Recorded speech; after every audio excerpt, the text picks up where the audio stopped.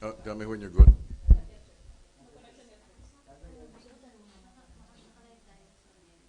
All right. Sige.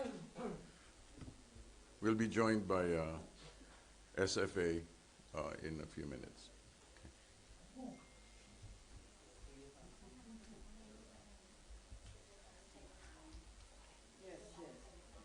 Secretary, yes. Secretary, yes.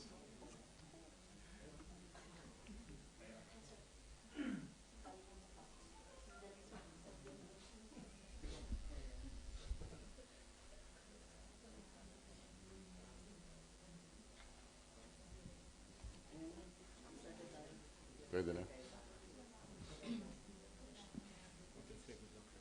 Thank you. Ano dito? Sige, sige.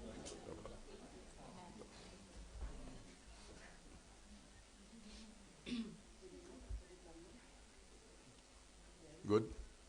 All right. 23 May 2017, Moscow. The President has called me and asked me to announce that as of 10 p.m. Manila time, he has already declared martial law for the entire island of Mindanao. Esdes Guevara has clarified that this is possible on the grounds of existence of rebellion because of what is happening in Mindanao, based on Article 7, Section 18 of the Constitution. This is good for 60 days. I'm going to defer now to Secretary Del Lorenzana, Secretary of National Defense, to give us a backgrounder, and then to Secretary Alan Cayetano of the Department of Foreign Affairs. Good evening.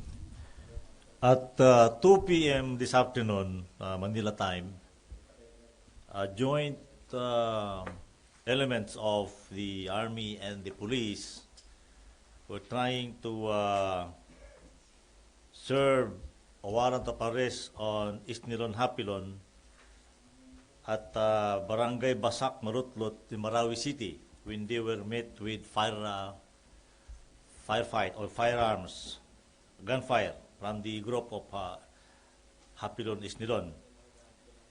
At the same time, other groups also of the Maoti and ISIS, group of ISIS, this Maoti is ISIS inspired, started also to occupy some establishment in Marawi City.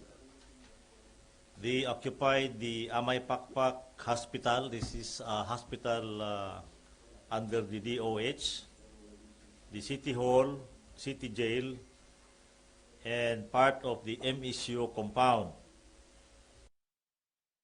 Fight ensued, and our troops reacted properly.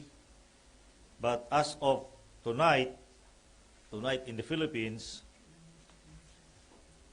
they were the Maoti group burned several facilities: the St. Mary's Church, the City Jail, and the Dansalan College. The Maoti fighters still occupy also the main street of Marawi City. It's called the Quezon Street, and two bridges leading to the city. As of tonight, there were 3 killed government troops, 1 PNP and 2 Army, and 12 wounded. The whole of Marawi City is blacked out. There is no light, and there are snipers, Maoti snipers all around. So the troops are still on holding, and several troops elements have already joined them from other neighboring units, and tomorrow morning we are bringing in more troops from Zamboanga and Manila.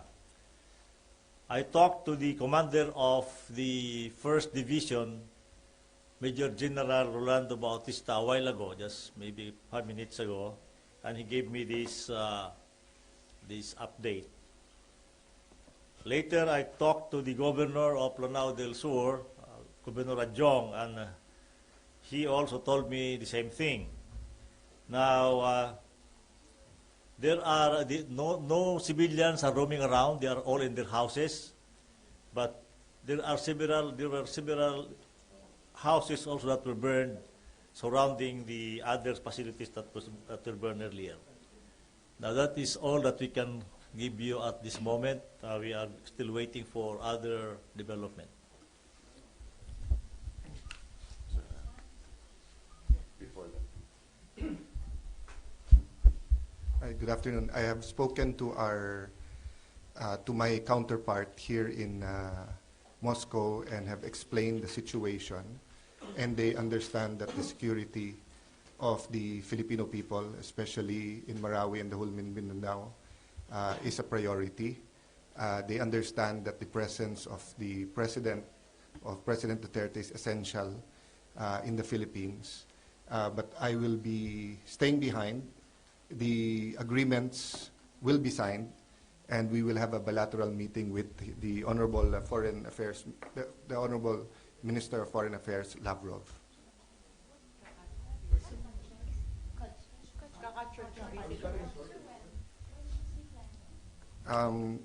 They will announce it, but they are now making arrangements because the President feels that he is needed in Manila as soon as possible. So they will make an announcement, either presidential spokesman or someone else in the cabinet. No? But definitely the agreements will push through, but the President will not be staying until 24th and the 25th. We'll make that announcement later. We will continue to encourage the community in Marawi and in Mindanao to please take all precaution, cooperate with authorities, and stay calm. We were open now to a few questions. Sir, just to fine-tune the declaration, what are the areas in Mindanao that is covered? And It is the entire island of Mindanao. because of that, what will be the security setup there? The details will be forthcoming. Any other questions? Sir, what about in Manila? Is there a need to declare a state of emergency, considering that there has been declaration before by the PNP chief himself that there's some presence of ISIS in Manila? What the President has done is just to declare only for the island, entire island of Mindanao, including Basilan and Sulu. And Tawi-Tawi. Sir, question. Just a clarification. There are reports that it's an ISIS attack, and you're saying it's a Maute group with ASG. What group is behind the attack in Marawi? It is actually Maute Islam ISIS because they are the same. If it's an ISIS attack, does it mean that it has an international backing? I believe so because we already there have been report that came to me from Baghdad that they are already seeing these pictures in the website of ISIS. No, I think the website of ISIS in the Middle East. So there's prior information to this attack in that website? Maybe no, but you can always stream those information immediately, just as we are doing now. Yeah. I also got pictures of those people just today from Marawi. Secretary Ana, would that mean that the meetings with Medvedev and President Putin are scrapped?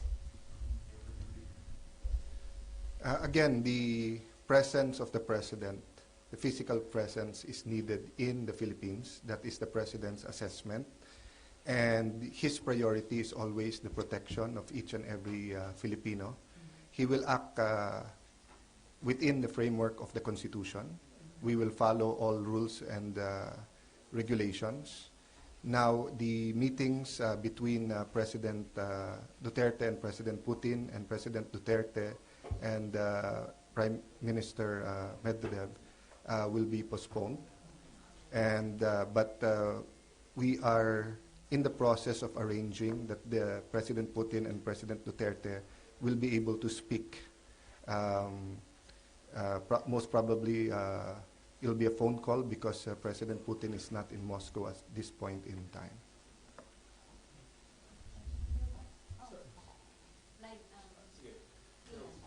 Ay, good afternoon, sir. Ay, good evening na pala. Sir, may magkakaroon po ng forced evacuation sa mga civilian communities para mag-give way po sa possible surgical operations. Wala pa ngayon. Ang sinasabi namin doon ay stay in their homes muna. Huwag silang mag-cut-cut sa paligid ngayong gabi dahil wala nang ilaw at maraming snipers yung mga ISIS na mauti doon na nag-aabang baka mapagkamalan silang sundalo. At also, the soldiers will also might mistake them to be the enemy. So, stay put muna sa mga bahay nila. And then tomorrow when it's light, so malalaman natin kung ano pang gagawin natin doon. We may require them to get out of the homes or evacuate them, but we will provide the evacuation facilities like transportation para makaalis sila kung magkaroon talaga ng house-to-house fighting dyan sa Marawi.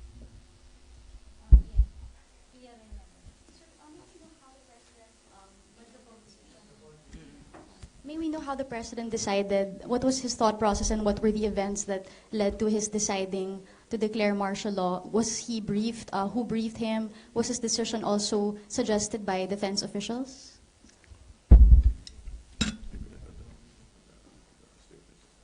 He met with his own group, and we will just have to leave it at that. The full details we don't have. His own group, sorry? Yes. His own group?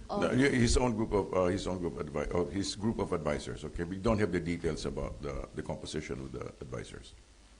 Secretary Lorenzana, considering the urgency of the situation in Mindanao, you think there's a necessity to ask for immediate military support or assistance either in China or here in Russia? None. I think we can do this. We just have to reshuffle our troops. Medyo nabigla lang sila doon because they were expecting to arrest Mr. Isnilon. They didn't know that he was backed up by more or less about 100 armed fighters. But we will be able to contain them as we go along, maybe tomorrow or the next 2 days. Yun ho bang Marawi area matagal na hong pinamumugaran ng mga Maote group at ito ho ba'y matagal ng Yes. nasubaybayan ng If you remember, we were able to, we bombed them in Butig. Isnilon was there in Butig early this year, and they were scattered. And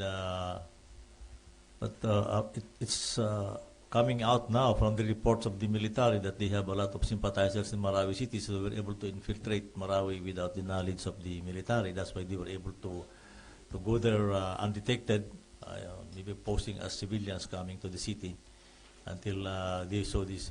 If they did not see Isnilon siguro, they will not be able to have this incident because Isnilon was there.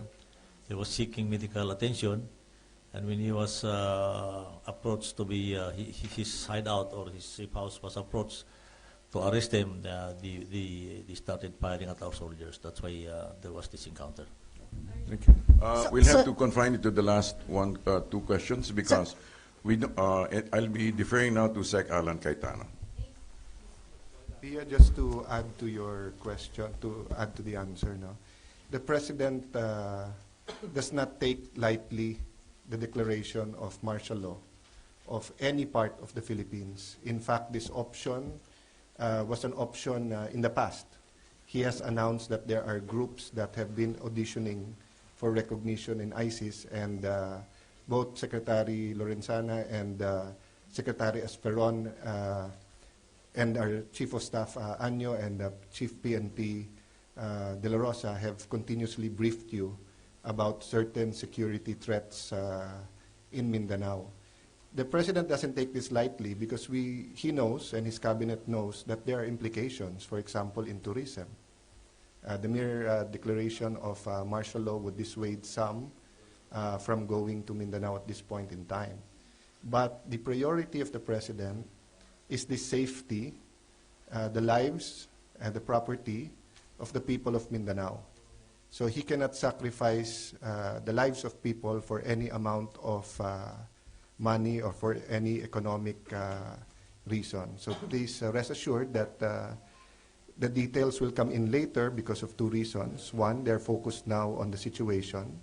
Number two, there are many things that they cannot discuss at this point in time because the groups in Mindanao who are being monitored are also monitoring what we will say here.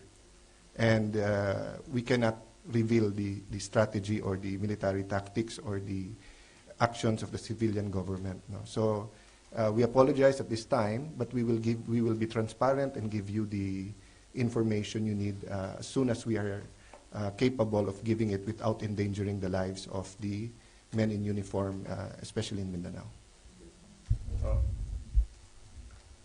I think we need to defer to the statement of the Secretary Cayetano regarding the delicacy of the matter. So let me just end now. Do you still, Yusek, do you still maintain sa mga ating officials, do you still maintain your previous statement that the government is still in control of the situation in Marawi considering may mga lumalabas na... My statement, if you were listening to it, is this.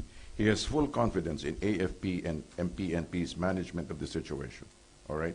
And so that is why he's returning also to the Philippines, and so let us continue to trust in the process. Okay, let me just ask Secretary Lorenzana, is the government in full control of Marawi right now?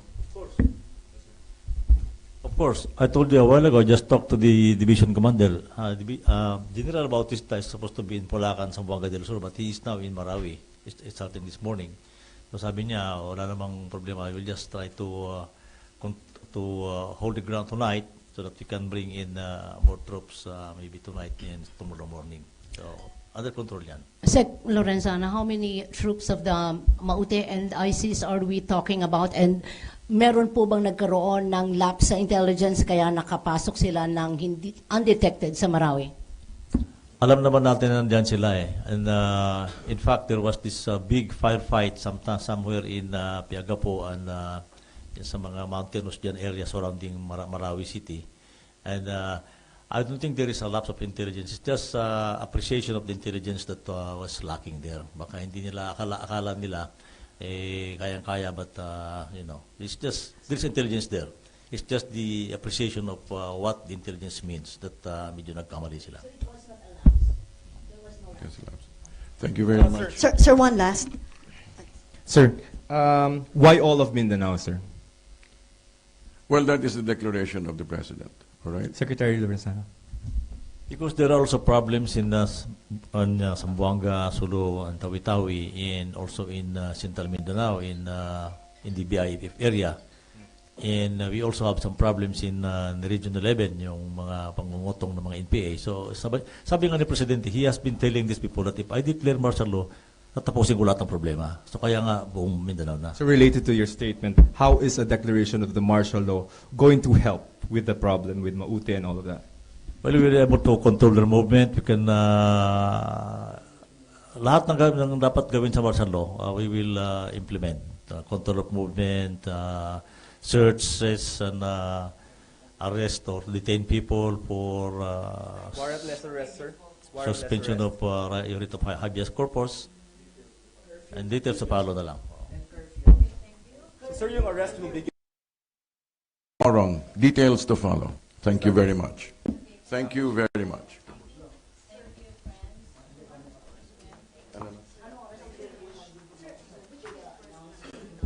No, we'll give a statement about kung kailan alis. Okay?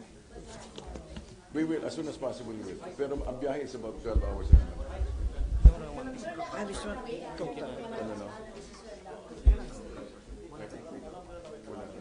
Except he will be staying. We will, okay, off the record muna ito. We intend to leave as soon as possible. If